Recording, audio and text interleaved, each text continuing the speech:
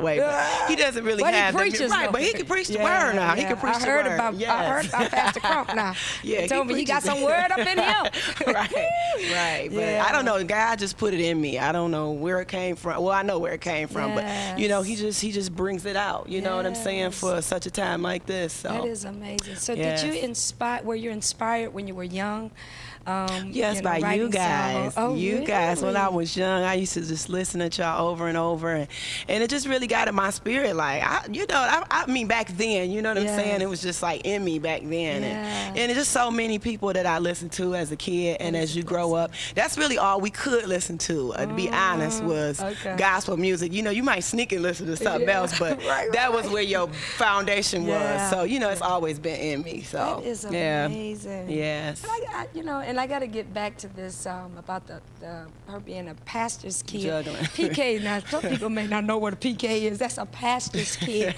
I'm a pastor's kid. You know, my father was a minister as well, and so when you're a PK, sometimes you're have a stigma about you that you know they let you do what you want to do and all that, but that's not true always. You know, we have to be there to do.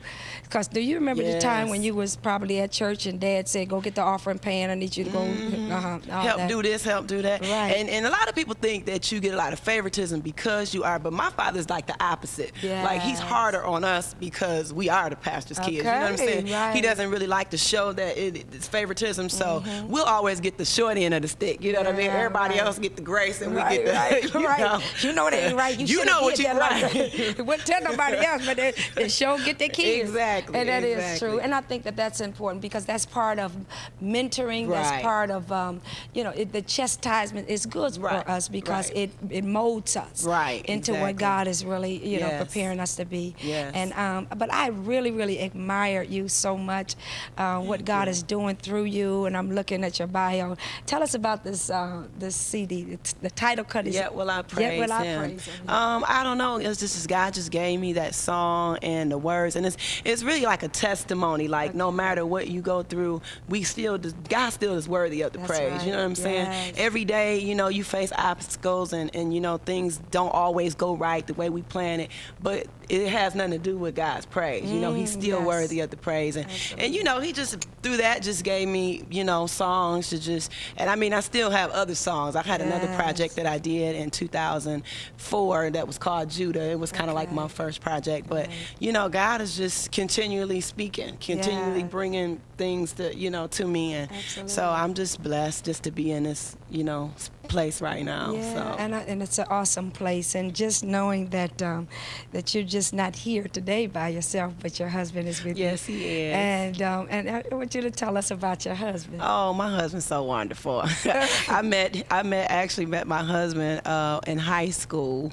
We were kind of like high school sweethearts. We went to the prom together, but it was more like my father was, real strict. Real strict. So, but God just put us together. He was part of the ministry. He joined the ministry. So he really worked a lot under my dad. So I guess kind of the way to the woman is through the dad. He knew how to go that way. They smart. They smart now. Right. And so God just worked it out. And we've been married now going on 16 years, December 25th. Wonderful. Yes, we have 2 beautiful children. RJ's 2 and Bria's 8. Wow. So God is good. Shout out He's a minister. Yes, I love my babies. Yes. Yeah, and I tell you, I really admire what God is doing through you.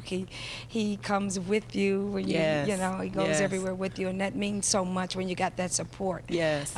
One of the things that I wanted to let our listeners know about you is that your music is just so unique. In its own way.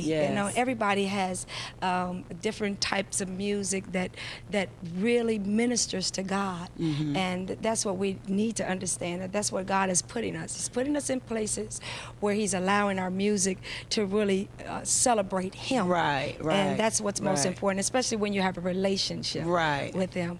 Tell me one of the most challenging moments that you've had in your life. Oh, just, I don't know. To me, it's a challenge in itself, and just being in the place that I am, just being the pastor's daughter. You know what I'm saying? It's a lot of pressure, you know, a lot of times. And it's like my whole goal in life, I guess, is really just to make God #1 proud and to make my parents proud. And you know, that's a big weight. You know, it's some big shoes to fill. You know what I'm saying? And so it's like you don't want to do anything that would cause the church to be shamed or cause your pastor to be shamed. So it's a big, you know what I'm saying? It's a challenge. It's a challenge. You know what I'm saying? More than what the eye can see, and that's not just even talking about behind the scenes and the pressure you have to deal with after you come from church, and you know they don't know how you feel after you get home. How about being 8 months pregnant, 9 months pregnant, still have to go up there and sing and be, you know what I mean? Yes, that's a pressure. You know, it's pressure, and a lot of people would be able to just like, I'm out, I'll be back. You know what I'm saying? But you know, and then too, what it is, Renee, it's actually what we call commitment. Yes, commitment, because when you have a call on your life and when God has put an assignment on you, you don't care what you have to go through to do it. You just know it has to be done, and that God is ushering you into that place. But I just want to say that I really, really thank you so much for being a part of the show today. I'm just happy to be here. Your music is just awesome, and all I can say to you, honey, is just keep on going. Keep on going. The best is yet to come, and at the listening audience, they heard your music today, and so certainly those of you that are listening, my guest Renee Hayes, right here on Dorinda, and I'm just so glad that she was able to be with us today. You can check out her information on the screen, her website. Go to her website and make sure you pick up her CD. I'm pretty sure, and I know for a fact that it will bless you. Thank you so much, Renee, for coming. Thank you for and thank you, me. Listeners, for tuning in. We'll be right back.